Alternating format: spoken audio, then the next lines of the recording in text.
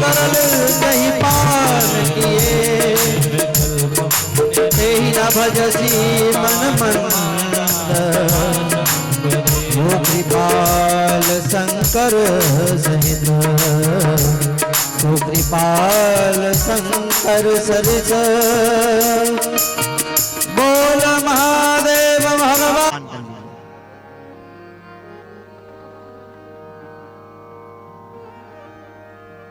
कौन है? गुड़ेश्वर नाथ जगत पिता। मैंने अभी अभी कहा ना, मनुष्य जीवन से जोड़िए। जितनी भी असफलताएं हैं, जितने भी प्रकार के कष्ट हैं, घर के लेकर झेल पड़ते, घर के सयाने हैं।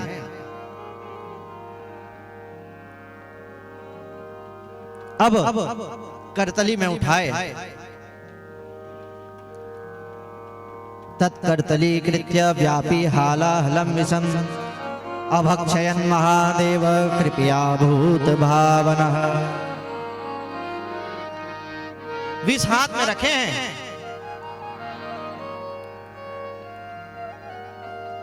सोच रहे हैं कि इसको पी के रखेंगे कहां, क्योंकि पिए कोई भी चीज कहां जाएगी? पेट में, पेट में गया खतरा है। लोग क्या कहते हैं? बोलते हैं मिठ मिठ, लेकिन पेट में का भरा है? हला हल भरा है। बहुत जन नहीं सुने हुई बात, लेकिन एक कहावत है तो नहीं। और सयाने, घर के सयाने आदमी कि कहीं पेट में कोई बात रह गई, वो अगर सामने नहीं रखते हैं तो घर का बिखराव हो जाता है। तो महादेव से बोली पार्वती, नहीं नहीं, पेट में नहीं।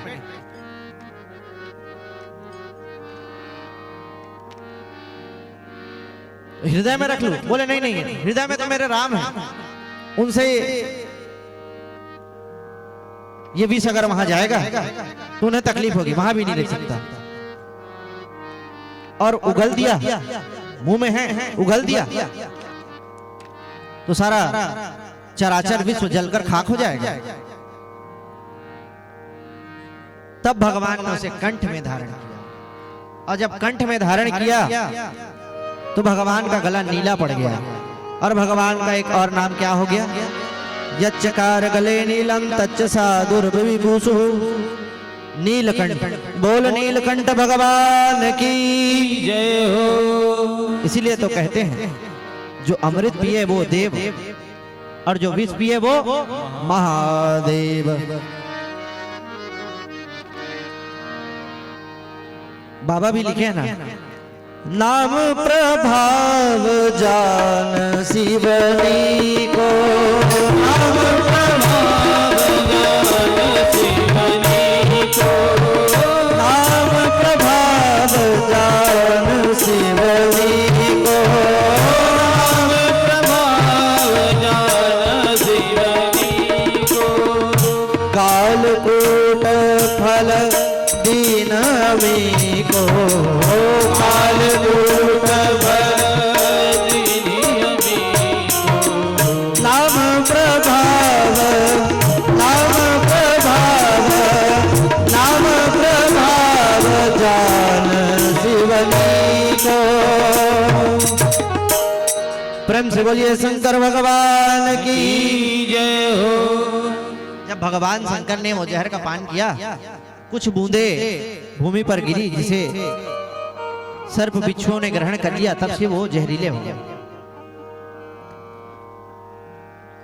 सब भगवान की दिव्य महिमा गाए, फिर से सागर मंथन प्रारंभ हुआ। इस बार कामधेनु गाय निकली, उसे अग्निहोत्र करने के लिए ऋषियों को दे दिए। उच्च श्रवा घोड़ा निकला, उसे बलि ले लिया। ऐरावत हाथी इंद्र ने ले लिया। कौस्तुभ मणि निकली, इंद्र बोले हमें चाहिए, बलि बोले हमें चाहिए। भगवान ने कहा हर चीज तुम्हें रखते रहोगे क्या? तो उस कौस्तुभ मणि को भगवान ने अपने गले में धारण कर लिया।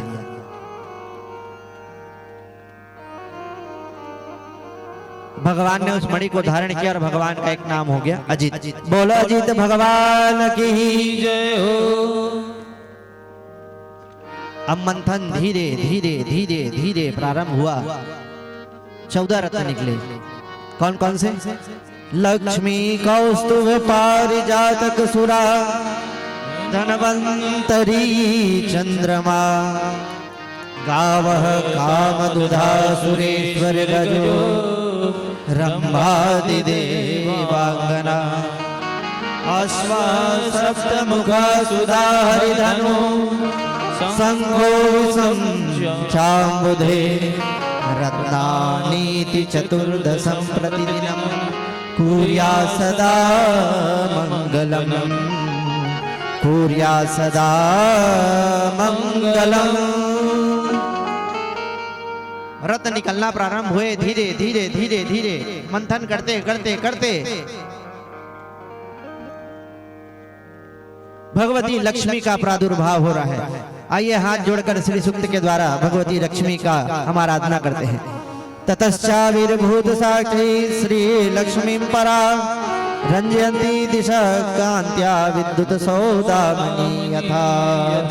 सारे देवता गण ऋषिगण बोलने लग गए हरि ओम। हिरण्यवर्णां हरिणीं सुवर्णरजतस्रजां चन्द्रां हिरण्मयीं लक्ष्मीं जातवेदो महावह तां। प्रेम से बोलिए लक्ष्मी मैया की जय हो। लक्ष्मी मैया निकली। सभी दौड़ पड़े। हमें चाहिए हमें चाहिए हमें चाहिए हमें चाहिए। लक्ष्मी किसको नहीं चाहिए भाई? वो इस विश्व में जन्मा है जिसे लक्ष्मी चाहिए नहीं चाहिए, सबको चाहिए। लेकिन क्या हम कभी लक्ष्मी से पूछते हैं कि क्या वो हमें चाहती है? ये 50 के नोट मोर जेब में है। मोर जेब से अगर कोनो निकाली ना ते निकाह ए अमित महाराज के नोट है ओकर जेब ले नहीं जाओ। वो जे निकाली तेखर तिरन चल दे ना ओखर तिरन टिका ना आप तिरन टिका मोर तिरन टिका। आपो मन एक चीज ले जाना तो हो, कहीं से लक्ष्मी पहली आते ना तो जाए का रास्ता पहली बनाए के, क्योंकि हम लक्ष्मी को चाहते हैं, नारायण को नहीं चाहते। उसी प्रकार से सभी देवतागण राक्षसगण लक्ष्मी की प्राप्ति के होड़ में लग गए। भगवान नारायण ने कहा अरे देख नहीं रहे हो, उनके हाथ में एक माला है, वरमाला है, वरमाला। एक काम करो सभी लोग एक एक पंक्तिबद्ध होकर बैठ जाइए। जिनका ये वर्ण करेंगी उनको ये प्राप्त हो जाएंगे।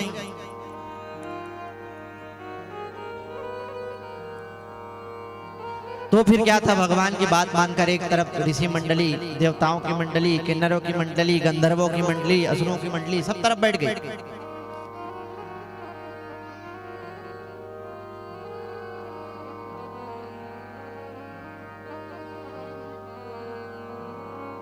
लक्ष्मी मैया ने सब में कुछ न कुछ खोट निकालते हुए ऋषियों में दुर्वासा इत्यादि ऋषियों को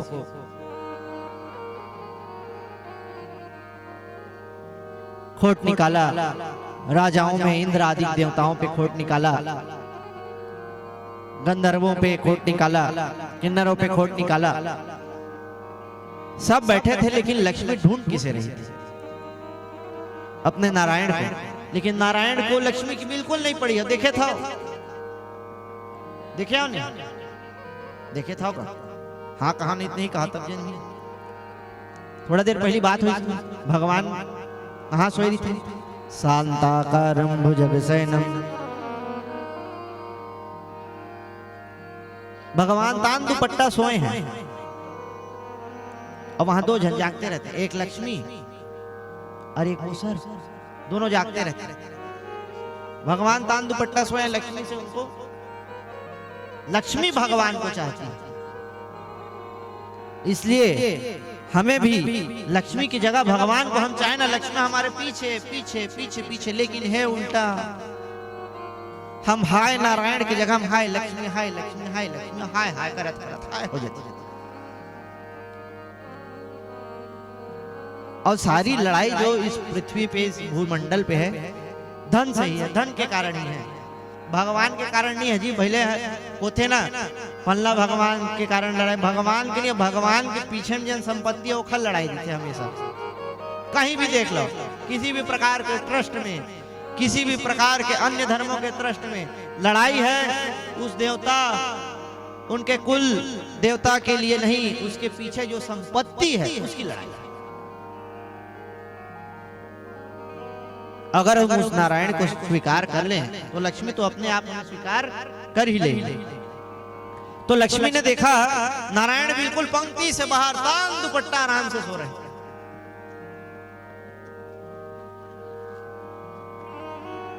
देवताओं की मंडली में गई, ऋषियों की मंडली में गई, सबसे पहले बैठे हुए थे दुर्वासा। बोले सिद्ध महात्मा तो है भाई, लेकिन गुस्सा बिल्कुल नाक में रहता है, थोड़ा बहुत कहीं दाल में नमक ऊपर नीचे हो गया तो पता नहीं क्या बना दे श्राप देकर।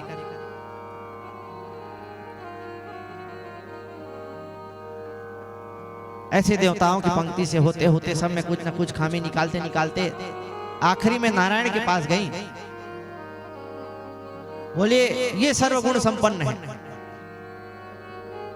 लेकिन एक खामी इनमें भी है, लेकिन वो खामी नहीं है, ये अनासक्त है लक्ष्मी। तो माता लक्ष्मी ने भगवान नारायण के गले में वरमाला डाली और संपूर्ण समाज के बीच में लक्ष्मी नारायण का विवाह हुआ। बोल लक्ष्मी नारायण भगवान की। और उन दोनों को देखकर बड़े प्रेम से सभी जनमानस गाने लगे। वो तेरी मंद मंद मुस्कनिया पे बलिहार प्यारे जू, बलिहार प्यारे जू।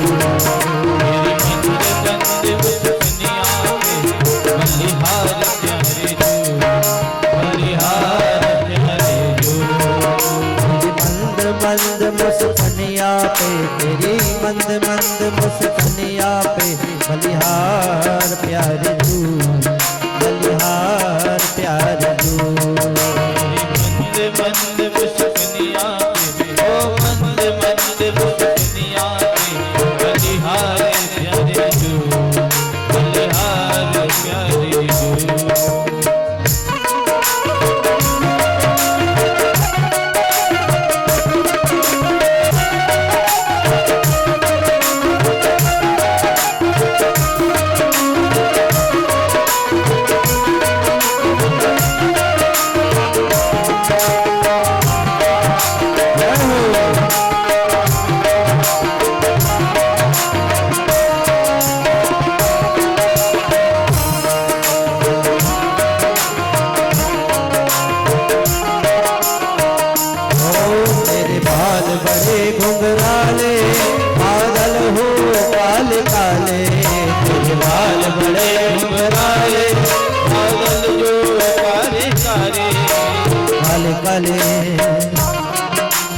काले काले काले काले काले तेरे बाल बड़े बादल हो काले काले, बादल हो काले काले। तेरी मोर मुकुट लटकनिया पे, तेरी मोर मुकुट लटकनिया पे बलिहार प्यारे जू, ओ बलिहार प्यारे जू। मंद मंद मुस्कनिया पे हो मंद मंद मुस्कनिया बलिहार।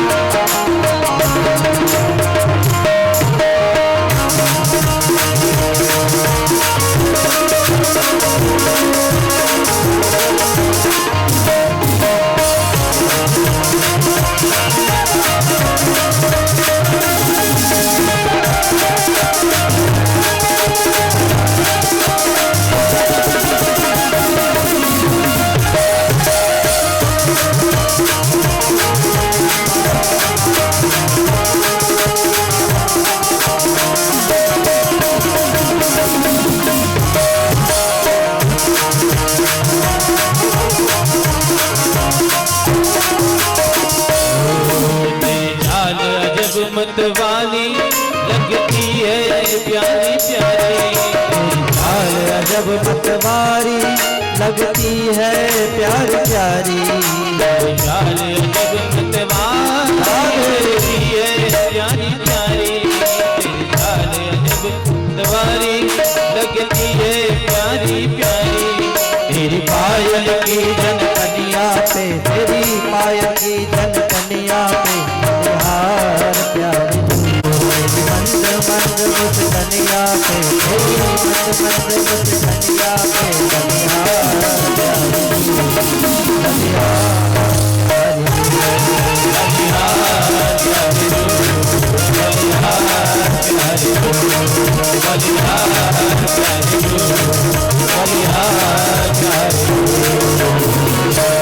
प्रेम से बोलिए लक्ष्मी नारायण भगवान की जय हो। देखिए थोड़ा माता जी लोग थोड़ा आगे आने का कष्ट करिए, पीछे जगह थोड़ी बीच में गैप बहुत दिखत है, गैप लभा रखो, जगह बनाओ थोड़ा। प्रेम से बोलिए लक्ष्मी नारायण भगवान की जय हो।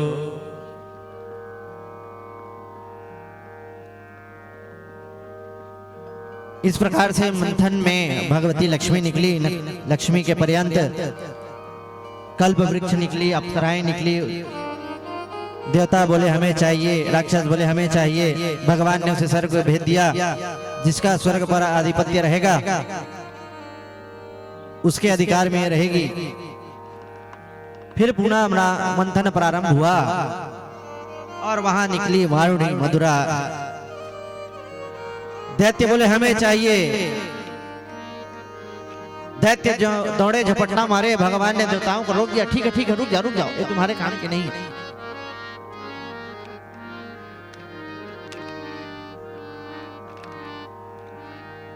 मदिरा पी लिए, सारे दैत्य मतवाले से हो गए। फिर मंथन प्रारंभ हुआ और जिसकी सबको तलाश थी। अमृता पूर्ण कलशम बिभ्रद वलय भूषितम सवै भगवतः साक्षात् विष्णोरस्य सास संभवः। अमृत से भरा हुआ कलश लेकर धन्वंतरी जी भगवान प्रकट हो गए। बोल धन्वंतरी भगवान की जय हो। दैत्य झपट्टा मारे और लेकर दौड़ पड़े। देवता कहते रह गए ले गए। भगवान बोले चिंता मत करो, ले गए हैं, पी नहीं पाएंगे। अब इधर दैत्यों में झगड़ा होना प्रारंभ हो गया। अहम पूर्वम महापूर्वम नत्वम नत्वम इति प्रभो। पहले मैं पीऊंगा।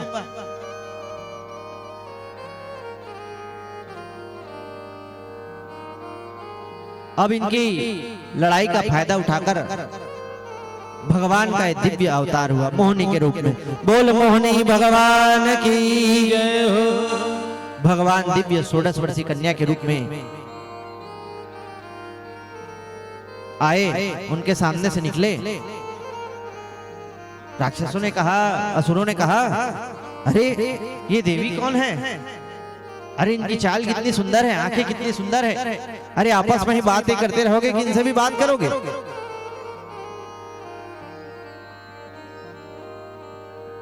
असुरों ने कहा, देवी तुम कौन हो, कहां से आई हो, तुम्हारा विवाह हो गया है? भगवान बोले तुमसे मतलब नहीं देवी, बस हम अपनी जानकारी के लिए पूछ रहे थे। बोले तुम लोग कौन हो? बोले हम कश्यप द्वितीय और अदिति के पुत्र असुर देवता हैं। हम दोनों ने एक साथ मिलकर सागर मंथन किया जिससे अमृत निकला है। बस उसी के बंटवारे के लिए हमारे बीच में छोटा सा झगड़ा हो गया। एक काम करो देवी, आप अच्छे खानदान से लगती हो, अच्छे घर की लगती हो। एक काम करिए, ये अमृत पूर्ण कलश ले लीजिए और आप बांट दीजिए। भगवान बोले कश्यप और दिति के पुत्र होकर तुम इस मूर्खतापूर्ण बात कर रहे हो। एक पुंसली नारी पे भरोसा कर रहे हो? भगवान ने थोड़ा त्याग दिखाया।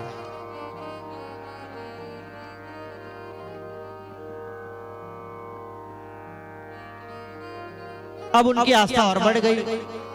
पहले तो वारुणी मदिरा पूछ चुके थे, मतवाले तो थे ही, भगवान का रूप माधुर्य देखकर और मतवाले हो गए, भावना उनकी और प्रबल हो गई।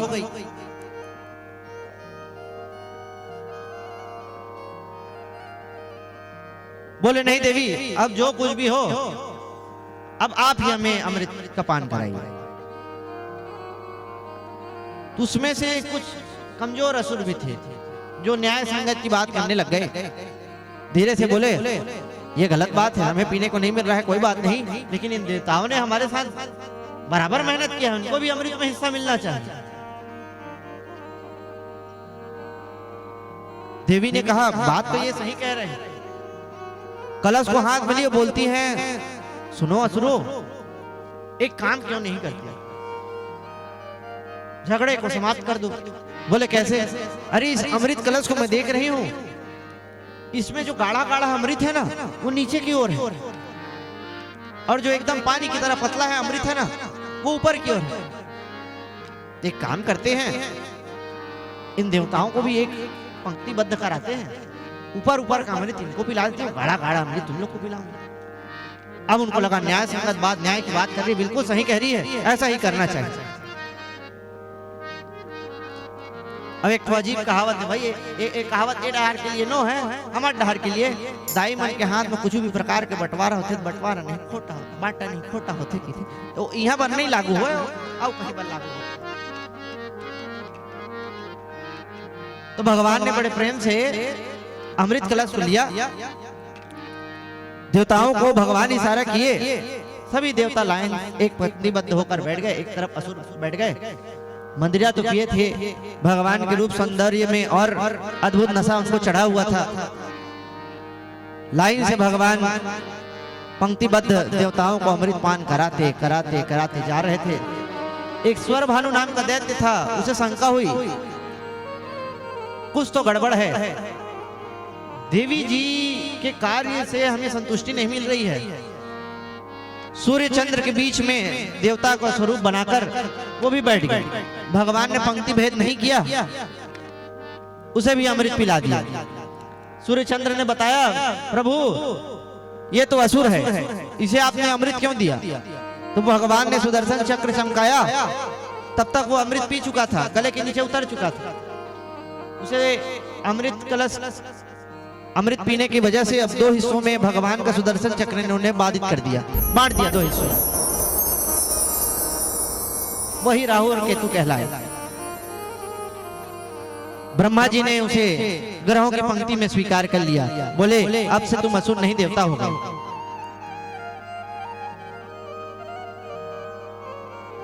समय बीता, सारे देवताओं को अमृत पिलाकर भगवान कलश को लेकर अंतर ध्यान हो गए। अब असुर लोग कहने लगे, वो देवी कहाँ गई? अरे हमें अमृत तो पिलाई ही नहीं। बोले कुछ तो गड़बड़ है, पता करो देवी कहाँ है। एक बोला, अब मुझे समझ में आया, वो कोई देवी नहीं थी, ये छलिया विष्णु ही है। अरे इन देवताओं ने हमसे छल किया है, मारो इन देवताओं को। उधर देखते हैं देवता अमृत पीकर पेट में हाथ घुमा घुमा कर डकार ले रहे थे। जैसे ही आक्रमण किए, देवता भी भिड़ गए और वहां भीषण देवासुर संग्राम प्रारंभ हो गया। तत्र देवासुरो नाम रणः परम दारुणः। क्षीर सागर के तट पर बहुत ही दिव्य देवता और दैत्यों के बीच रोमांचकारी युद्ध प्रारंभ हो गया, जिसमें सैकड़ों खून की नदियां बह गई। उस खून की नदियों में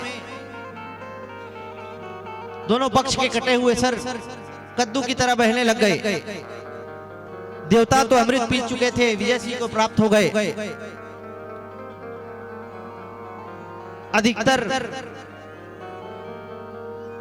असुरों के पास मृत्यु के अलावा कोई रास्ता ना बचा। तब शुक्राचार्य जी, जो मृत संजीवनी विद्या जानते थे, उन्होंने उन असुरों को फिर से जीवित किया जिनके सर धड़ से अलग नहीं किए।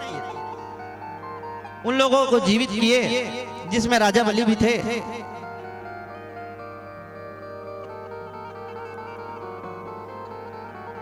राजा बलि से बोले, राजा बलि वो गैया मैया आ रही भैया, जरा ध्यान देकर उनको बाहर निकालिए। बोलो भक्त वत्सल भगवान की जय हो।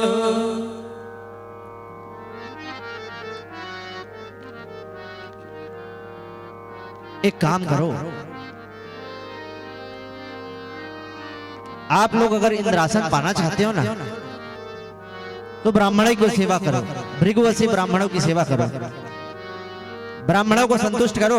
अगर भृगुवंशी ब्राह्मण प्रसन्न हो गए ना, तो स्वर्गिक संपदा तुम्हारी बिल्कुल निश्चित है।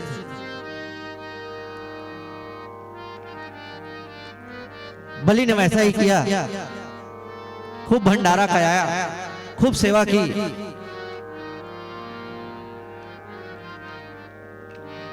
भृगुवंशी ब्राह्मणों को लेकर 100 अश्वमेध यज्ञ करने के लिए दीक्षा लेकर जब बैठ गए, भृगु वृक्ष नाम के स्थान पर भृगुवंशी ब्राह्मणों ने एक रथ प्रदान किया, जिसपे सवार होकर राजा बलि जब स्वर्ग पर चढ़ाई किए, तो बृहस्पति गुरु बृहस्पति ने देवताओं से कहा, देवताओं अभी भागने में तुम्हारी भलाई है, क्योंकि अभी असुरों के पास भृगुवंशी ब्राह्मणों का बल है, इनसे जीत पाना संभव नहीं है। तो इंद्रासन खाली हो गई, स्वर्ग पर आधिपत्य हो गया। तब असुर गुरु शुक्राचार्य ने कहा, बलि अभी तो तुमने बलपूर्वक इंद्रासन प्राप्त किया है, एक काम करो, बहुमत और सिद्ध कर लो। क्या करना है गुरुदेव? बोले 100 अश्वमेध यज्ञ कर लो, इससे तुम्हारा इंद्रासन पक्का हो जाएगा। तू नहीं भृगुवंशी ब्राह्मणों के पास रहकर भृगु वृक्ष नाम के स्थान पर 100 अश्वमेध यज्ञों की दीक्षा लेकर बलि यज्ञ कर रहे हैं। वैदिक विधान से राजा ने प्रत्येक यज्ञ करवाया है, जिसने जो चाह दिया गया, जिसने जो मांगा पाया है। 100 यज्ञ की यूं ही तो बलि राजा की तैयारी थी, मानो इस अनुष्ठान से ही सुरपुर की दावादारी थी। इधर बलि यज्ञ कर रहे हैं, देवता मारे मारे फिर रहे थे। अपनी माता अदिति के पास आए। माता अदिति अपने पुत्रों को परेशान देखकर बड़ी चिंतित हुई। कश्यप जी के पास गई। कश्यप जी बोले, उदास होने से काम नहीं चलेगा, हम आपको एक व्रत बताते हैं, उस व्रत को करिए, जिसके आराध्य भगवान नारायण हैं, जिससे व्रत के प्रभाव से आपको एक पुत्र की प्राप्ति होगी, जिनके द्वारा आपके पुत्रों का राज्य फिर से उन्हें प्राप्त हो जाएगा। फिर क्या था? फाल्गुने श्यामले पक्षे द्वादशाहम पयोव्रतः। ये व्रत फाल्गुन मास की शुक्ल पक्ष की प्रतिपदा से लेकर द्वादशी पर्यंत किया जाता है, इसलिए इसे पयोव्रत कहते हैं। इसके आराध्य देव भगवान विष्णु हैं। इससे मनचाहे पुत्र की प्राप्ति होती है। कश्यप जी ने माता अदिति को सारे नियम बता दिए, प्रेम से व्रत करने लगी। और कालांतर में ठीक समय बीता। भाद्रपद मास की शुक्ल पक्ष की विजया द्वादशी के दिन ठीक दोपहर के 12 बजे भगवान अभिजीत मुहूर्त में भगवान वटुक वामन का अवतार हुआ। बोल वामन भगवान की जय हो। तम वटुम वामनम दृष्टवा मोदमाना महर्षयः। ये बिल्कुल 52 अंगुल के थे, इसलिए इनका नाम वामन रखा गया।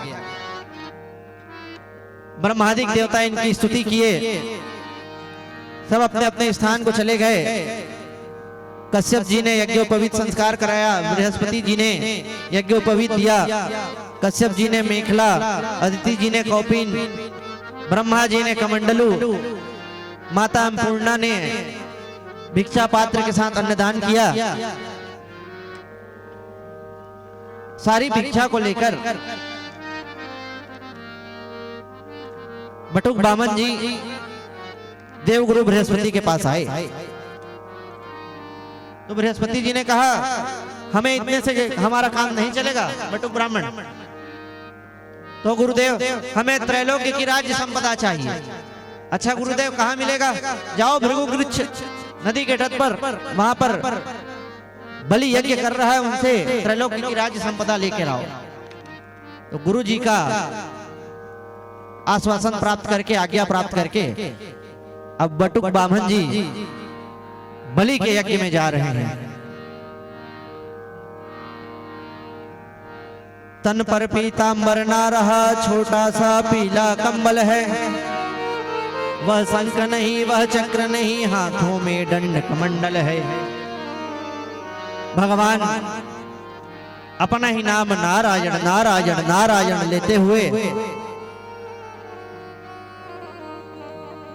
भृगु वृक्ष तीर्थ में पहुंचे। जैसे भगवान को देखे सारे सभासद सभी गाने उठे। तेरे द्वार खड़ा भगवान, भगत भर दे रे झोली। भगवान भगत भर दे रे झोली, भगत भर दे मेरा द्वार खड़ा भगवान, भगत भर दे झोली। तेरा होगा बड़ा एहसान, रहो जुग तेरी रहेगी शान। भगत भर दे झोली, भगत भर दे झोली। मेरा द्वार खड़ा भगवान, भगत भर दे भगत भर दे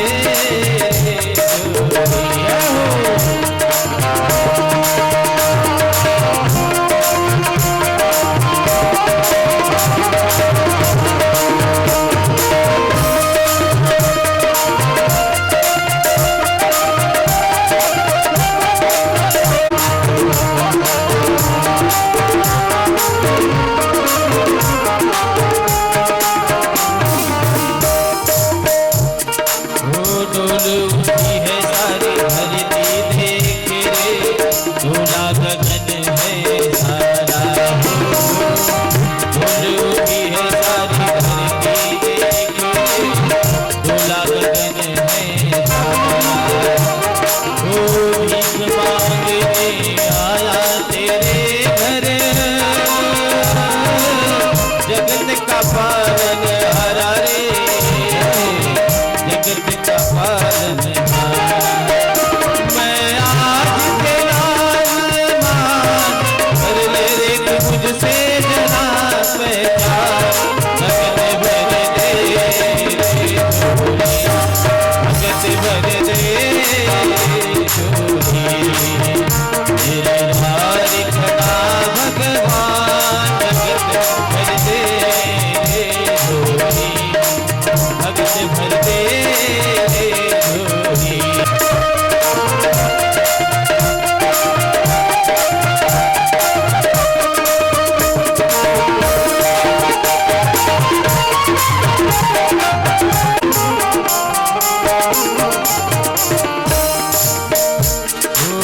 आज लुटा दे रे सर्वस्व अपना, मानन मेरी कहना हो। आज लुटा दे रे सर्वस्व अपना, मानन मेरा कहना। वो मिट जाएगा पल में तेरा, जन्म जन्म का तेरा रे, जन्म जन्म का तेरा। तू छोड़ सकल अभिमान, अमर कर ले रे तू अपना राज। भगत भर दे झोली, भगत भर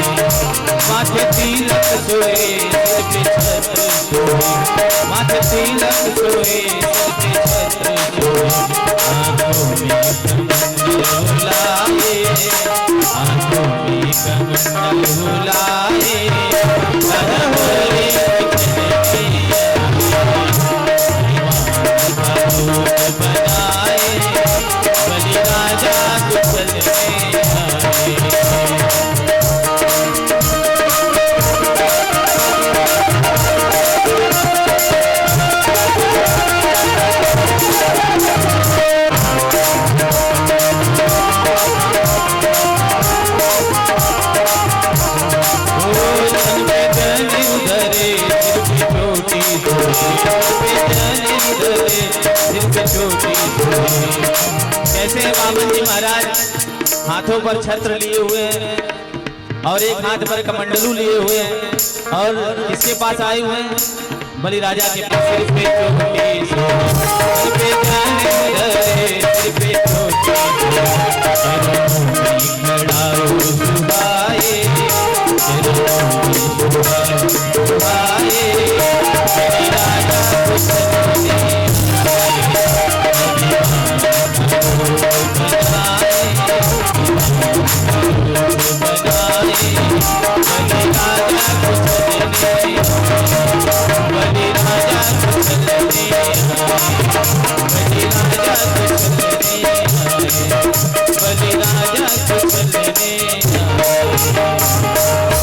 प्रेम से बोलिए भक्तवत्स। तो बामन भगवान गुरु आज्ञा पाकर बलि के यज्ञ में जैसे आए, बलि ने दूर से देखा छोटा सा बटुक ब्राह्मण जिसकी शरीर की आभा प्रभा बता रही थी कि कोई दिव्य ब्राह्मण है। बलि ने दौड़कर स्वागत किया। स्वागतम ते नमस्तुभ्यं ब्रह्मां किम करवामते। हे ब्राह्मण देवता, आपका स्वागत है। आप यज्ञ में पधारे, ये मेरा सौभाग्य है। आज मेरे पितर तृप्त हो गए होंगे, मेरा आज कुल पवित्र हो गया आपके आने से। आज्ञा करिए, मैं आपके लिए क्या कर सकता हूं। अब वो इतने छोटे से थे बामन भगवान, 52 अंगुल कतक पड़ होगा। अब उनको ले गए, ले जाकर जगह देखे। यज्ञ मंडप तो आप लोग के यहाँ आप लोग देखें, जगह देखे, कोई जगह नहीं मिला तो प्रधान वेदी में ही बैठा दिया उनको ले जाकर। अब जल लाए और पात्र खोजे, कल छोटकन मलिया कहाँ मिली, तो बढ़िया हाथ में उनके पैर को रखे, इधर विंध्यावली जल डालते गई, वो जल धोते गए और तुरंत पान करते गए बड़े प्रेम से।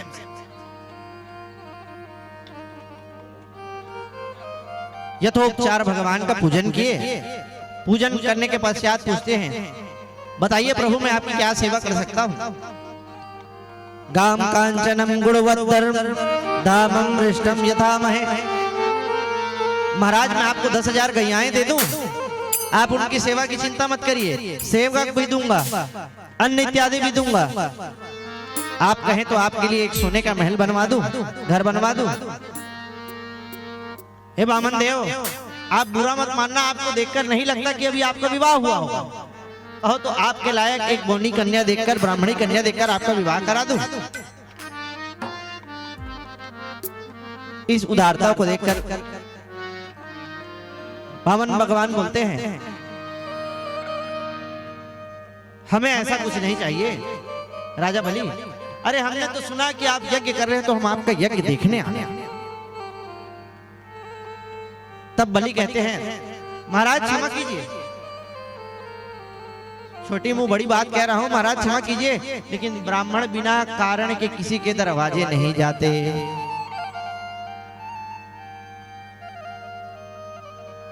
आप बड़े प्रेम से, आप जो चाहिए प्रभु आप कहिए, हम आपकी सेवा हर प्रकार से करेंगे। तब भगवान ने बड़ी सुंदर बात कही, दातुम स्तुति ही स्वयं तुष्टि इत्यादि प्रस्तुतोचितम। भगवान ने जो उदाहरण प्रस्तुत किया है वो इस प्रकार है कि पहले दाताकार की स्तुति करो, उसका ही महिमा मंडित करिए कि दुनिया में आप जैसे कोई दानी नहीं, आप जैसा कोई दूसरा नहीं। फिर स्वयं का संतोष दिखाए। बोले महाराज मैं तो बहुत संतोषी हूं, और आप जो भी बात कह रहे हैं अपने कुल के अनुरूप ही कह रहे हैं। राजन, आपने जो ये बात कही है आपके कुल की मर्यादा के अनुसार ही है। आपके पिता विरोचन अद्भुत दानी थे, आपके पूर्वज प्रहलाद जी परम भक्त थे। उनके पिता हिरण्यकशिपु जी ने भगवान की गोदी में ही गोद में ही अपना शरीर छोड़ा था, ऐसे पावन कुल में आपका जन्म हुआ है। आपकी इस प्रकार की बातें बिल्कुल आपके कुल के अनुरूप हैं। अब तो बलि की और श्रद्धा बढ़ गई, छोटा सा बालक पूरे कुल खानदान की व्याख्या कर रहा है। तब बलि बोला, महाराज अब आप तो कुछ मांग ही लो। भगवान बोले, राजन वैसे तो हम कुछ मांगना ही नहीं चाहते, हमने तो बस सुना कि हम आप यज्ञ कर रहे हैं, हम देखने आ गए हैं। बार बार बलि बोलने लगा। तो भगवान बोले, राजन हमारी इच्छा तो नहीं है, लेकिन आपकी बात को रखने के लिए, आपकी भावना के लिए आप एक काम करिए। पदानि त्रीणि दैत्रेंद्र सम्मतानि पदा मम। राजन मुझे मेरे पग से 3 पग भूमि नापकर आप मुझे दे दीजिए।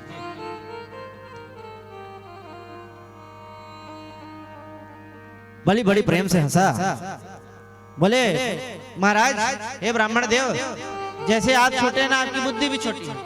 अरे आपके 3 पग भूमि से एक छोटा सा घर का कमरा भी नहीं बनेगा, क्या करोगे? बोले, हमें कोई संकलन नहीं करना। अरे हम तो इसलिए वो 3 पग भूमि चाहते हैं ताकि वहां एक बैठने का स्थान तो बन सके, ताकि हम बड़े प्रेम से संध्या वंदन इत्यादि भगवान का भजन तो कर सके।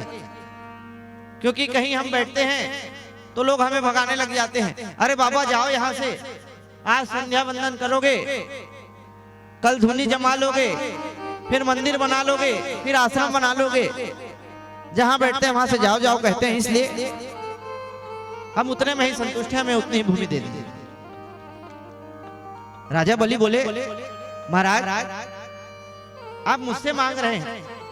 राजा, लेकिन इतना संतोषी ब्राह्मण पहली बार देख रहा हूं। जैसे ही शुक्राचार्य सोचे, ब्राह्मण जो याज्ञिक ब्राह्मण थे, वो प्रधान वेदी की स्थापना कर रहे थे और ये कह रहे थे, इदं विष्णु विचक्रमे त्रेधानि दधे पदं समूढ़ पागुं सुरे स्वाहा। जैसे ही शुक्राचार्य ने सुना इदं विष्णु, ध्यान लगाकर देखे तो बोले, बलि रुक जाओ रुक जाओ रुक जाओ, ना ये 52 है ना 53 है। तो ऐसे वैरोचने साक्षात भगवान विष्णुरव्यय कश्यपादितिर्जातो देवानां कार्य साधकः। ये साक्षात नारायण हैं, ये देवताओं का कार्य साधने आए हैं। इस समय इन्होंने कश्यप और अदिति के पुत्र के रूप में जन्म लिया है। ये तुमसे तुम्हारी सारी संपदा छीन लेंगे। अरे याद करो, कुछ समय पूर्व यही मोहिनी का रूप धारण करके आप लोगों को ठगे थे, और आप फिर इसके ऊपर भरोसा कर रहे हो। देवताओं को इन्होंने अमृत पिलाया था,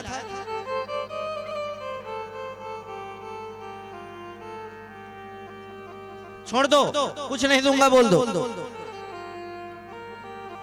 महाराज लेकिन मैंने देने का संकल्प कर लिया है, हमने तो कह दिया है कि आप हमसे जो मांगेंगे मैं दूंगा। अब मैं अपनी बात से नहीं मुकरूंगा, क्योंकि गुरुदेव चाहे ये 52 हो या 53 हो, हमने तो वचन दे दिया, हम तो देंगे ही। गुरुदेव अगर ये सही में 52 होंगे, 3 पग भूमि लेकर चले जाएंगे, और अगर सही में भगवान होंगे तो इससे बड़ी बात क्या होती है कि दाता एक आराम भिखारी सारी दुनिया। उस दाता को मुझे देने का सौभाग्य प्राप्त होगा। शुक्राचार्य बोले, राजन अरे 2 ही पग में तुम्हारा सर्वस्व मांग लेंगे, कुछ बचेगा ही नहीं तुम्हारे पास। बुद्धिमान ऐसे दान की प्रशंसा नहीं करते जिससे जीविकोपार्जन नष्ट हो जाए, अपने पास ही कुछ ना बचे। राजन जब ये तुम्हारे 2 पग में तुमसे सब कुछ छीन लेंगे, तुम्हारे पास कुछ भी नहीं बचेगा। तब बोलता है, चाहे ये विश्व भिखारी हो या विश्व बिहारी आए हो, जाल से छुड़ाने आए हो या जाल बना कर लाए हो, या कोई भी कैसे भी है, भिक्षुक है या तो ईश्वर है, या छलिया है या निश्चल है, अपने तो ये आराध्य है। मैंने संकल्प कर लिया है महाराज, अब मैं दिए बिना पीछे नहीं हटूंगा, क्योंकि आप ही तो कहते हैं साच बराबर तप नहीं, झूठ बराबर पाप, जाके हृदय साच है ताके हृदय आप। गुरुदेव, मुझसे झूठ नहीं बोला जाएगा। आप हमेशा हमें यही ज्ञान देते हैं कि झूठ नहीं बोलना चाहिए, झूठ बोलने से पाप लगता है। फिर ये संकल्प की बात है, मैंने देने की बात कर रही है, कर चुका हूं, अब मैं पीछे नहीं हट सकता। तो बोले बात सुनो, स्त्री सुनर्म विवाहे च वृत्यर्थे प्राण संकटः, गो ब्राह्मण हितार्था हिंसाया नानृतं स्यात् जुगुप्सितम्। यदि कोई रहस्यमयी बात छुपाने से किसी नारी के, झूठ बोलने से किसी नारी का जीवन बचता है, झूठ बोलने में पाप नहीं लगता। हाथ से परिहास में कोई बात झूठ निकल जाए, उससे पाप नहीं लगता। किसी कन्या का विवाह हो रहा हो, अगर थोड़ी सी झूठ बोल दिया जाए तो उससे पाप नहीं लगता। लेकिन जहां अपनी जीविका जा रही हो, वहां झूठ बोल दोगे तो भी तुम्हें पाप नहीं लगेगा। बोले नहीं गुरुदेव, आप तो हमेशा कहते हैं ना, सत्यम ब्रूयात् प्रियम ब्रूयात् ना ब्रूयात् सत्यम अप्रियम। हमेशा सत्य बोलो, हमेशा प्रिय बोलो। हाँ राजन, मैं ये कहता हूं, लेकिन ऐसा भी सत्य ना बोलो जिससे बुरा तुम्हारा ही हो जाए। शुक्राचार्य जी बहुत समझाए, लेकिन जब नहीं माना तब शुक्राचार्य जी ने ही श्राप दे दिया। अपने आप को बड़ा पंडित समझता है, जा तेरी राज्य लक्ष्मी समाप्त हो जाए।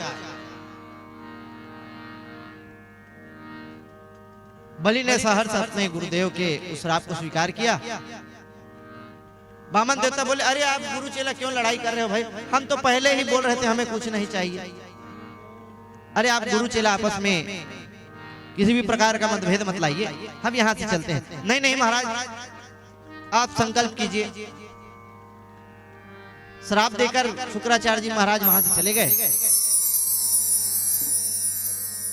भागवत में तो ये बात नहीं है, परंतु पुराणांत प्रसंग है कि जिस कमंडल को संकल्प करने के लिए बलि ने उठाया, उस कमंडल की टोटी में जाकर शुक्राचार्य जी बैठ गए कि जल धारा निकलेगी ही नहीं तो संकल्प कहां से। ठीक है, तो आप संकल्प करिए। संकल्प करने के लिए जैसे जल निकाले, जल धारा निकल ही नहीं रही। भगवान नारायण ने दिव्य ध्यान से देखा, गुरु जी बहुत विघ्न बना रहे हैं। बलि से बोले, राजन लगता है हमें आप अपने कमंडल को ज्यादा उपयोग में नहीं लाते हैं, लगता है इसमें जंग लग गया है, हमें दीजिए, हम इसे ठीक करते हैं। एक पैनी कुसा निकाले और उस कमंडल के छिद्र में मारे तो वहां शुक्राचार्य की एक आंख फूट गई। शुक्राचार्य जी बोलते निकल रहे हैं, देता है कोई लेता है कोई, हमने आंख अकारण कर। जैसे ही कमंडल से जल निकलना प्रारंभ हुआ, एकदम बृहद श्रावणी के जैसा वटुक ब्राह्मण ने संकल्प पढ़ा, और जैसे ही संकल्प बलि ने किया और पृथ्वी पर छोड़ा, वैसे ही भगवान ने अपना विराट स्वरूप प्रारंभ किया। बोल विराट भगवान की जय हो। धीरे धीरे देखते वो बटुक ब्राह्मण विराट भगवान के रूप में पंडित हो गया। पंडित होते ही बलि और विंध्याबली उनके चरणों में बैठ गए। बोले महाराज, हमारी दी हुई भिक्षा को आप नापिए। अब भगवान ने अपना चरण बढ़ाना प्रारंभ किया। एक पग में ऊपर के सातों लोग एक पग में, नीचे के सातों लोग दो ही पग में पूरे त्रैलोक को नाप दिया।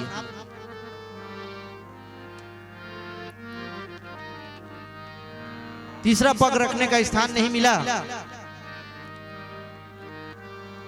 तो बलि से बोले, बलि बता मैं तीसरा पग कहां रखूं। अब बलि घबरा गया।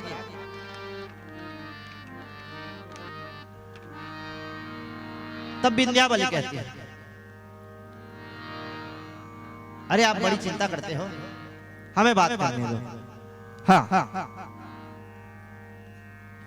नारायण से बोली विंध्यावली, महाराज एक बात बताओ, घर बड़ा कि घर का मालिक? भगवान बोले, भाई घर बड़ा क्यों होगा, घर का मालिक बड़ा होगा। घर बहुत बड़ा है, उसमें कोई रहता ही नहीं है, तो घर किस काम? तो घर का मालिक बड़ा। अच्छा, दान बड़ा कि दानी? बोले दान बड़ा क्यों होगा, देने वाला बड़ा होगा तो दानी बड़ा।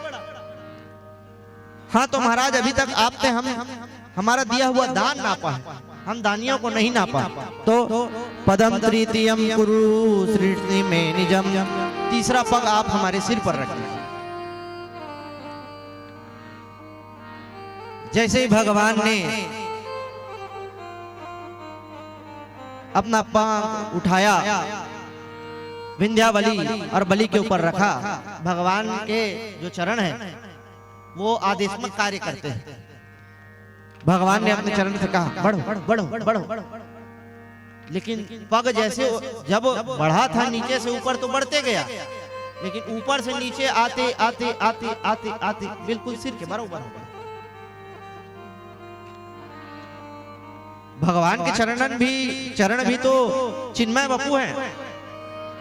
भगवान अपने चरण से पूछते हैं, क्यों भाई?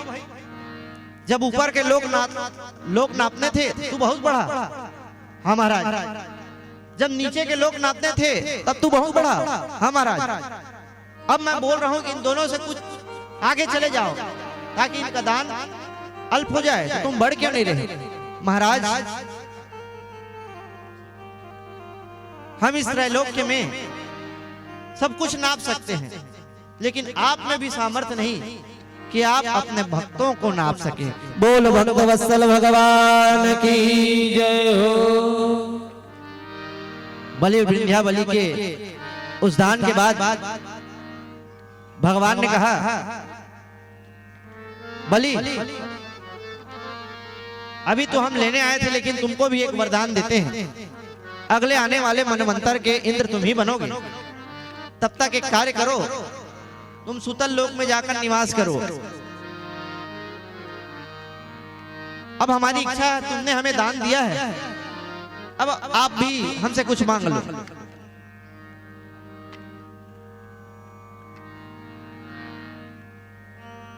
मांग लो राज तीनों पुर को, चाहे मांगो तो वैकुंठ निशानी।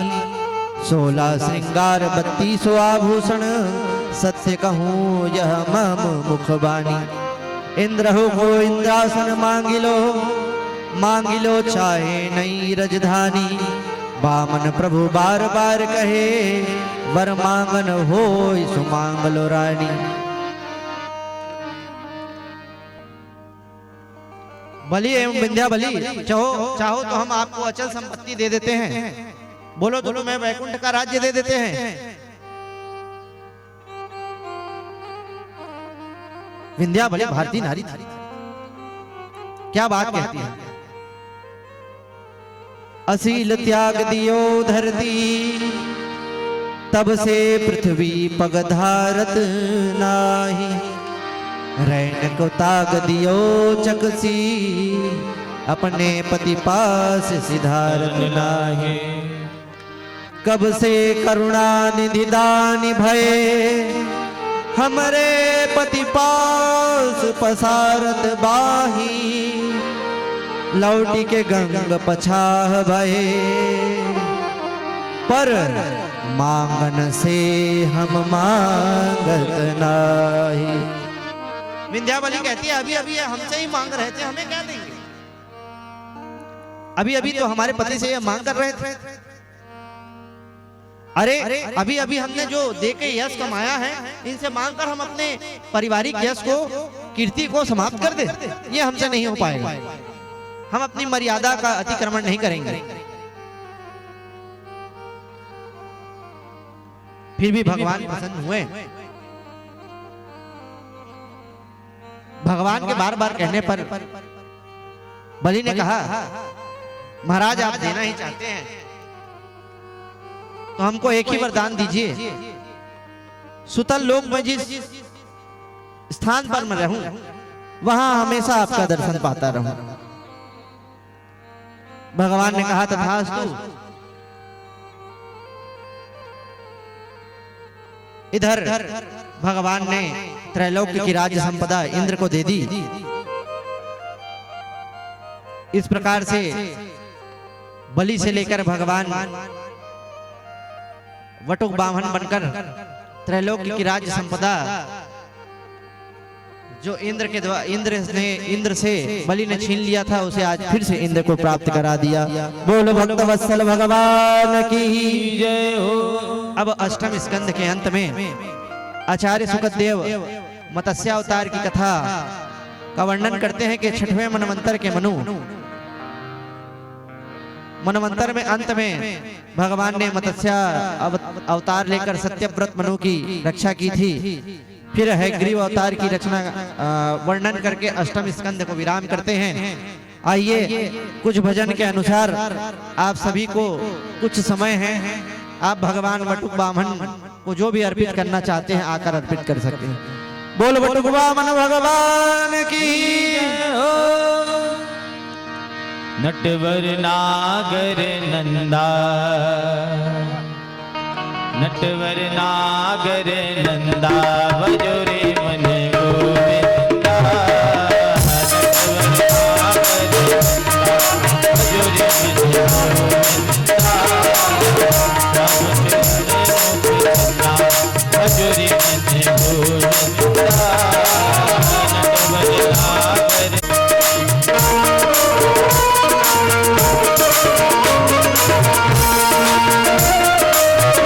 नटवर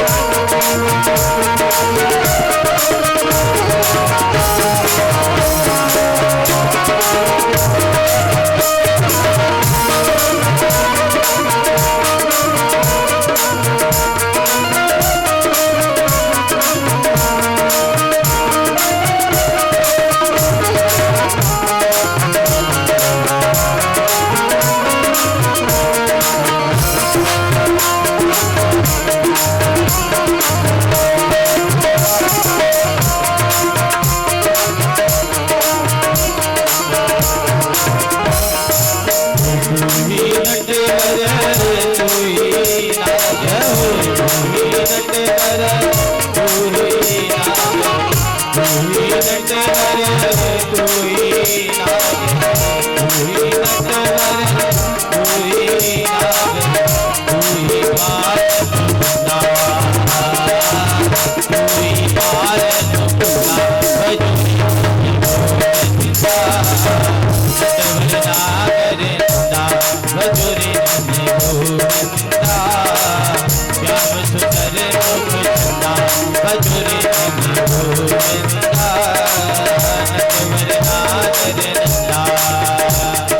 बोलिए बामन भगवान की जय हो।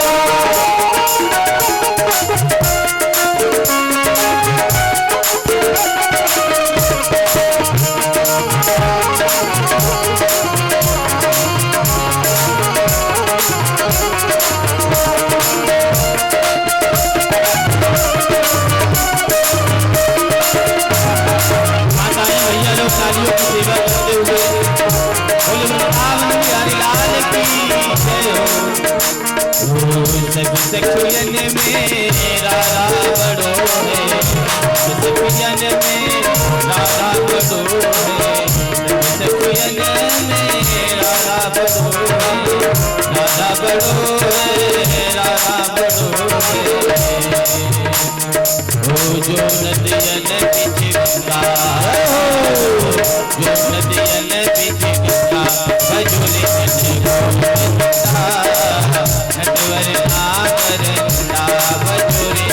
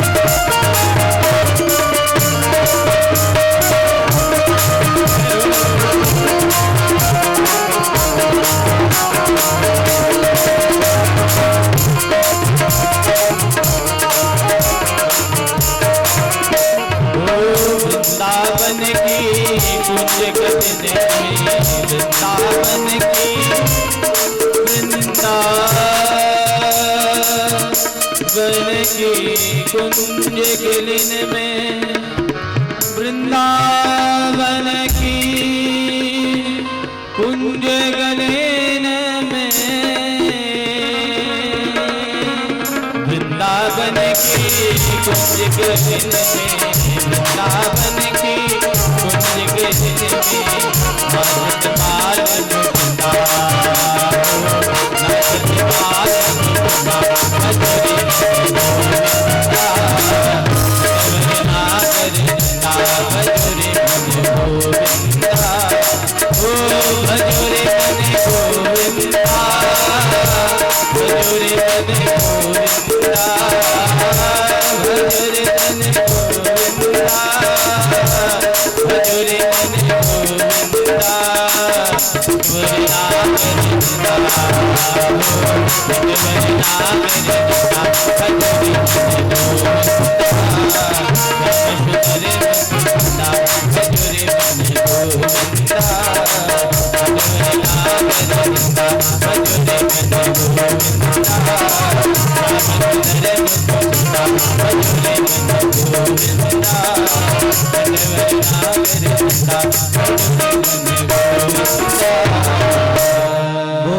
परीक्षित अष्टम स्कंद में मनवंतरों की कथा सुनने के बाद आचार्य से प्रश्न करते हैं, गुरुदेव आपने मनवंतरों की कथा तो बड़े विस्तार से समझाई, अब हमें सूर्य और चंद्रवंश के बारे में थोड़ा समझाइए। तब सुखदेव जी कहते हैं, श्रूयतां मनवो वंशः प्रचुरेण वर्तपः, न शक्यते विस्तारो वक्तुं वर्ष शतैरपि। राजन, आप संक्षेप में सूर्य वंश अर्थात मनुवंश का वर्णन सुनिए।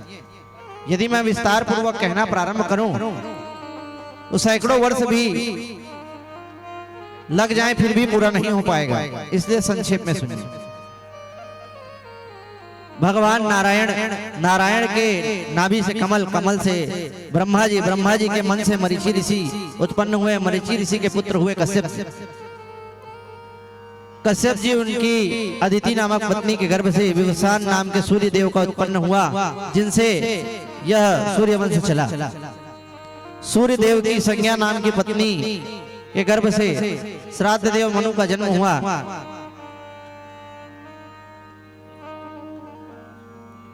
पर्यंत श्राद्ध देव मनु के द्वारा मित्र वरुण का यज्ञ कराया गया। श्रद्धा देवी तो चाहती थी राजकुमारी, परंतु राजा पुत्र चाहते थे। यज्ञ के यज्ञाचार्य वशिष्ठ जी महाराज थे, यज्ञ करवाए। ये पहली माता थी जिन्होंने कन्या के लिए संघर्ष किया। रानी ने ब्राह्मणों से कहा, अगर बेटी होगी तो मैं आपको दुगनी दक्षिणा दूंगी, अगर पुत्र हुआ तो दक्षिणा कट जाएगी। तो ब्राह्मणों ने मंत्र बदल दिए। समय बीता, रानी की एक पुत्री हुई जिसका नाम रखा गया इला देवी। राजा तो प्रसन्न नहीं हुए। राजा गुरुदेव के पास जाकर बोले, महाराज हमने तो पुत्र कहा था, आपने तो पुत्री प्रदान कर दी। वशिष्ठ जी ने सभी ब्राह्मणों को बुलाया, बोला ये होता कैसे खा गए गोता। ब्राह्मण बोले, क्या करें महाराज। रानी ने कहा था अगर पुत्र होगी तो दुगनी दक्षिणा दी जाएगी, अगर पुत्र होगा तो दक्षिणा कट जाएगी। वशिष्ठ जी ने कहा आप दोनों के बीच में ही सामंजस्य नहीं है, अब जो प्राप्त है उसे पर्याप्त समझो, स्वीकार कर लो। मनु महाराज बोले, लेकिन महाराज मुझे तो बेटा चाहिए था। भगवान का ध्यान किया और अपने तप बल से इला को एक पुत्र के रूप में परिणित कर दिए, जिसका नाम हुआ सुद्युम्न। लेकिन कहते हैं ना, विधि के विधान को टाला नहीं जा सकता। तो एक दिन की बात है, सुद्युम्न अपने कुछ सैनिकों के साथ घोड़े पर सवार होकर शिकार खेलने गया और धोखे से अंबिका वन में प्रवेश कर गया। अंबिका वन में पहुंचते ही जितने घोड़े थे घोड़ी बन गए, सैनिक स्त्री रूप में परिणित हो गए, ये स्वयं स्त्री बन गया। क्योंकि एक बार की बात है, भगवान शिव मां पार्वती के साथ विहार कर रहे थे। बाबा शिव जी के दर्शन करने के लिए सप्तऋषि वहां आए। उस समय माता स्नान कर रही थी, वस्त्र इत्यादि कम पहनी थी। सप्तऋषियों को आता देखकर माता ने वस्त्र संभाले।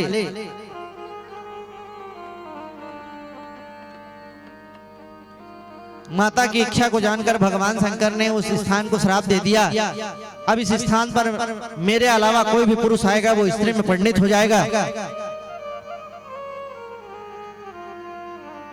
इसलिए सुद्युम्न पुनः स्त्री में परिवर्तित हो गया। अब राज्य लौट नहीं सकते थे, एक वन से दूसरे वन घूमने लग गए। चंद्रमा का पुत्र है बुद्ध, उसने देखा कि उसके आश्रम के आसपास कोई कन्या भ्रमण कर रही है। तो उनसे उन्होंने कहा, आप हमसे विवाह करोगी? तो उन्होंने उनसे गंधर्व वृत्ति से विवाह कर लिया और राजेंद्र पुरु नाम के एक पुत्र को जन्म दिया। अब सुद्युम्न के मन में ग्लानि हुई कि हम तो पहले पुरुष थे, अब स्त्री बन गए। अपने कुल गुरु वशिष्ठ जी के पास गए। वशिष्ठ जी बोले, ये बार बार शारीरिक बदलाव करने की परिस्थिति तो हमसे है नहीं, आप एक काम करो, हमारे साथ शंकर जी के पास चलो। वो उन्हें लेकर भगवान शंकर जी के पास चले आए। भगवान शंकर ने कहा, पूर्ण रूप से ये स्त्री से पुरुष बने रहे तो संभव नहीं है, तो एक मास स्त्री रहे पुरुष रहे एक मास, यही प्रकार जीवन जिए करे भक्ति विश्वास। मासम पुमानम स भविता मासः स्त्रियः तेजसः। एक महीने यह स्त्री रहेंगे, एक महीने पुरुष रहेंगे, इसी प्रकार जीवन बिताएंगे। पहले के समय में जब ये सारी बातें होती थी ना, तो इन सब चीजों को कपोल कल्पित घटना बोलते थे। लेकिन जैसे जब से इस आधुनिक काल में स्त्री को पुरुष विज्ञान ने बनाना प्रारंभ किया, तब से इन बातों को सब मानने लगे। ये सारी चीजें हमारे शास्त्रों में पहले से ही वर्णित थी। समय बीता,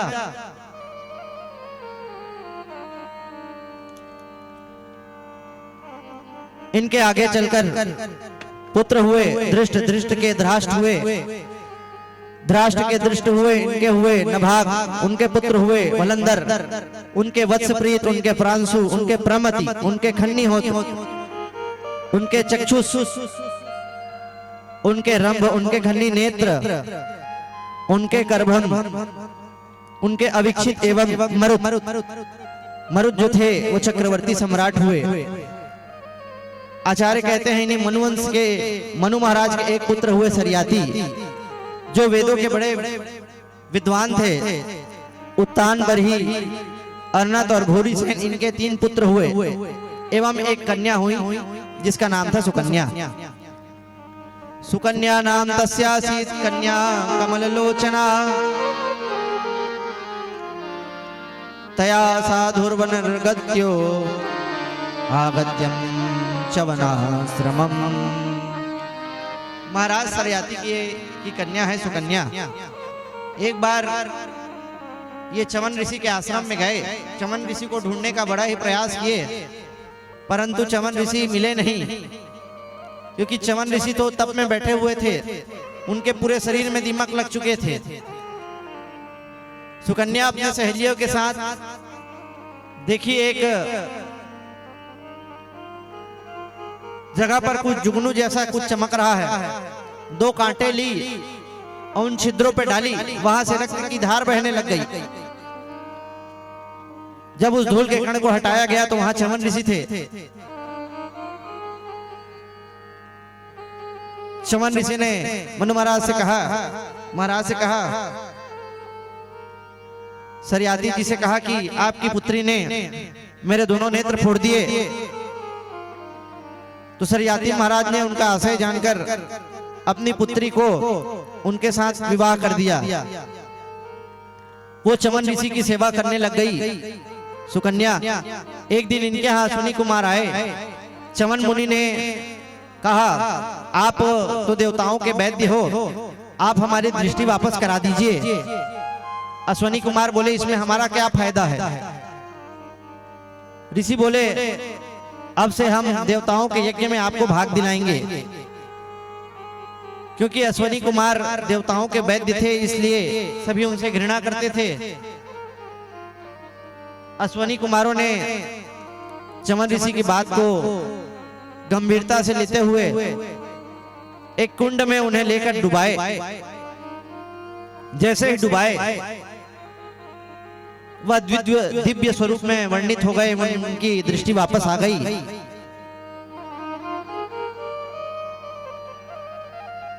कुछ दिनों बाद महाराज सरियाती सुकन्या से मिलने आए। सुकन्या के पास एक नवयुवक को देखकर बड़े आश्चर्यचकित हुए।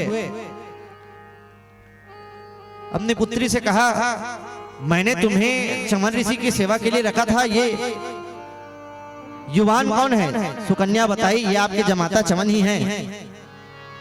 तो उनकी खुशी में उन्होंने यज्ञ करवाया। उसी यज्ञ में देवताओं से अश्विनी कुमारों को भाग दिलवाए। इन्हीं सरियाती जी के एक पुत्र हुए अर्नत, उनके हुए रेवत। इनके 100 पुत्र और एक रेवती नाम की कन्या हुई।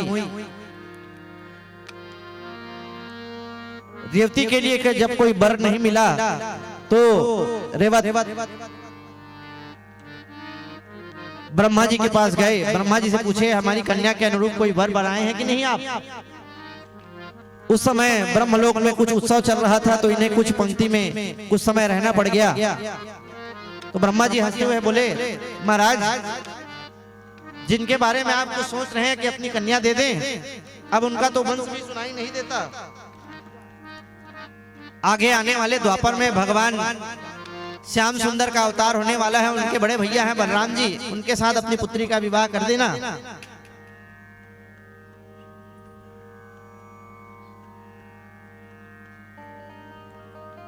तो रेवत महाराज ने ब्रह्मा जी के वचनों को मानकर रेवती का विवाह बलराम जी से कर दिया और भगवान के परम धाम को प्राप्त हो गए। बोल भक्त वत्सल भगवान की जय हो। मनु महाराज के एक पुत्र हुए नभग, उनके पुत्र हुए नाभाग।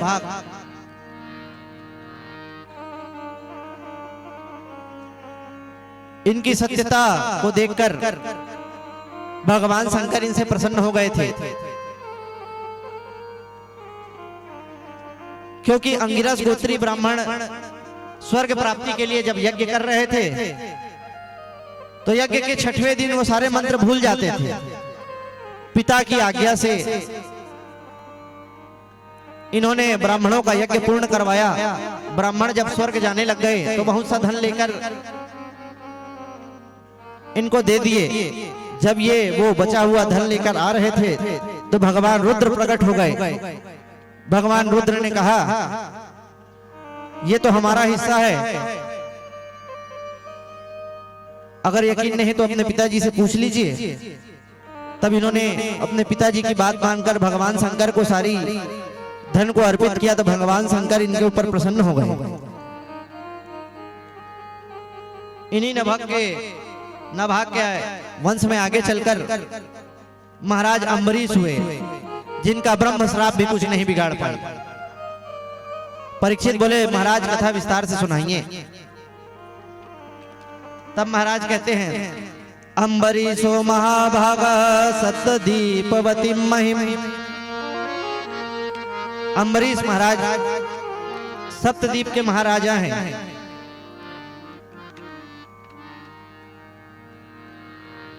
भगवान की सेवा पूजा स्वयं करते हैं। इनके महल में हजारों दास दासियां हैं, लेकिन अपने एक एक अंग को भगवान की सेवा में लगा कर रखे।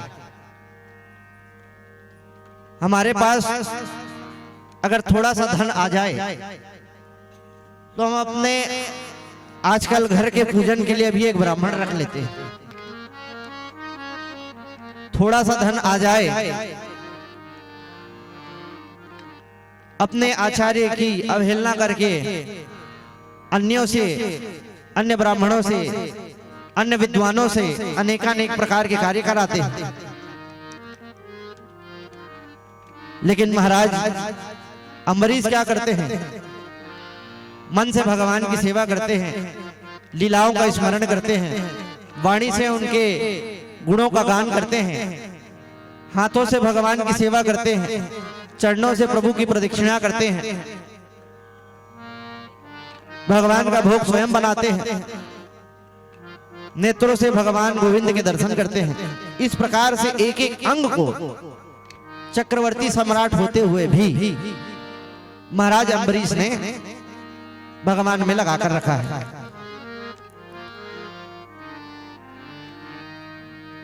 भगवान सोचे ये हर समय हमारी सेवा करते रहते हैं तो इनका राज्य कैसे चलेगा, तो उस भावना से भगवान ने अपने सुदर्शन चक्र को इनकी रक्षा में लगाकर रखा है। एक बार की बात है, महाराज अम्बरीश द्वादशी प्रधान एकादशी का व्रत कर रहे थे। तिथियों में एकादशी का बड़ा ही महत्व है। व्रत आजकल व्रत की परिभाषा, उपवास की परिभाषा काफी बदल गई है। कई स्थानों पे तो देखा गया है उपवास के पहले, उपवास जिस दिन रखना है उसके पहले अल्पाहार फलाहार की जगह में फूलाहार की व्यवस्था होती है।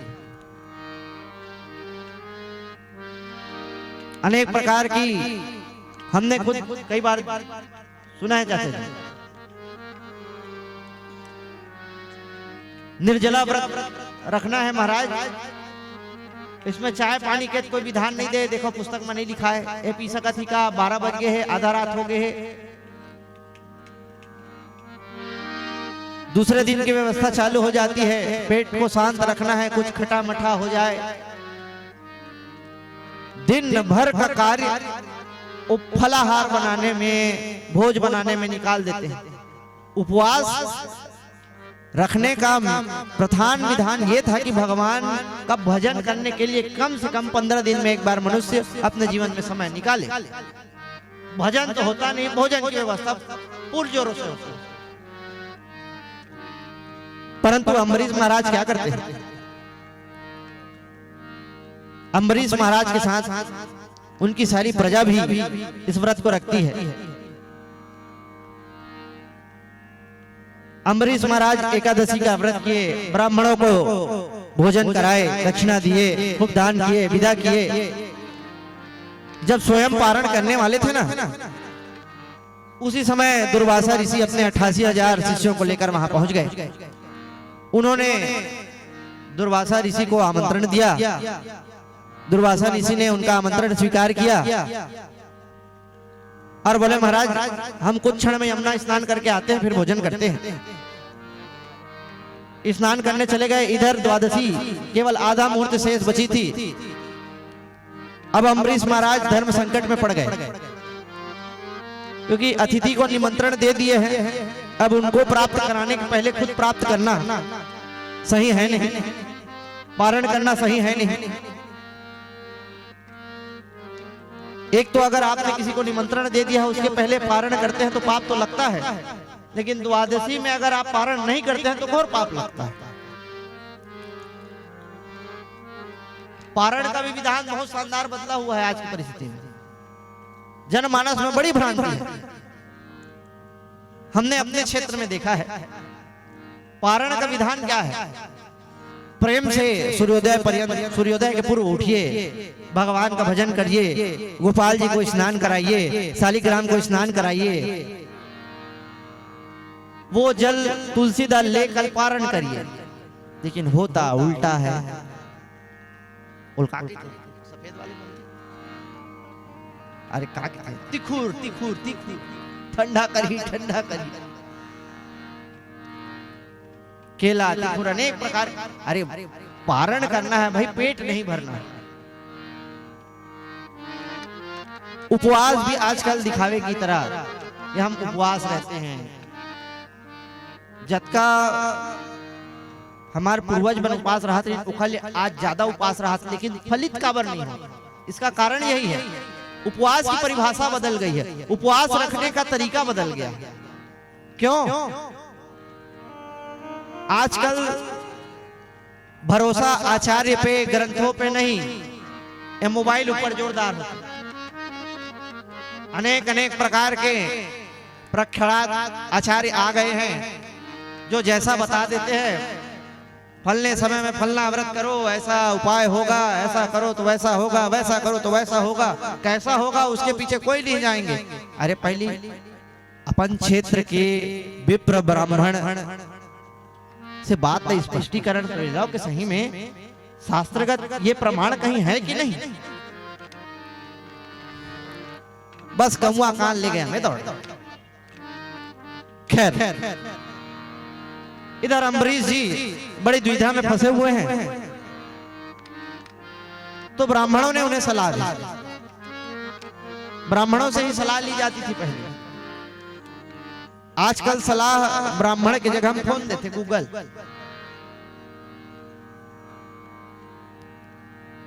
तो सलाह क्या दी? अंबास केवले नाथ करिष्ये व्रत पारणम प्राहुर्लब्ध भक्षणम विप्रा यासितम नासितम ततः।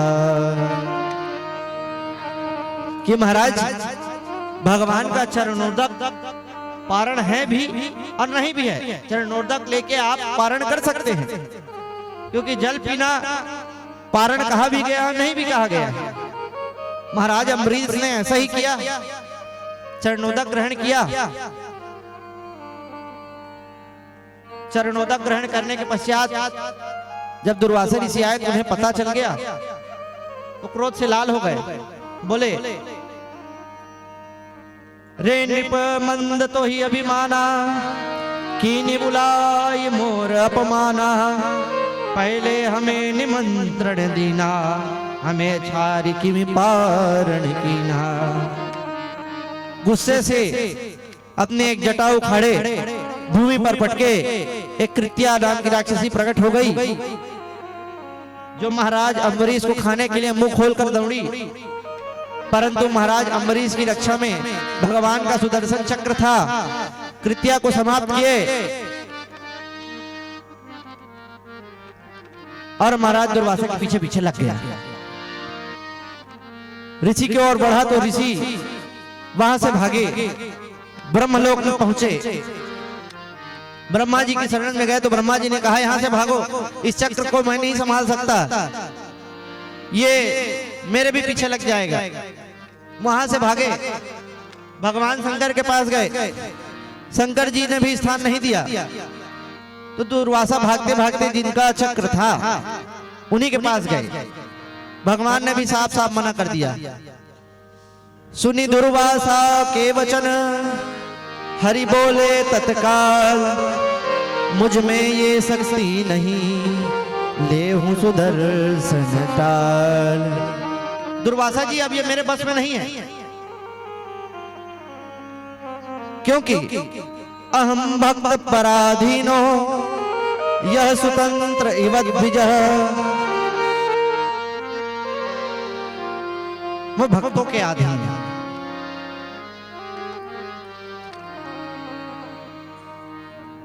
भक्त मुझे जैसा चाहे वैसा नचा सकते हैं। भक्त मेरी भक्ति से मुझे बाल रूप में, मेरे मित्र के रूप में, मुझे पुत्र के रूप में, माता के रूप में, पिता के रूप में, जैसा चाहे वैसा पा सकते हैं।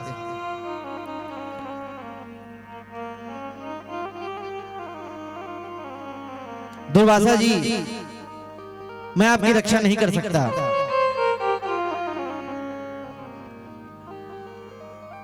तो महाराज मेरी रक्षा कौन करेगा? उपाय बताता हूं आपको। आप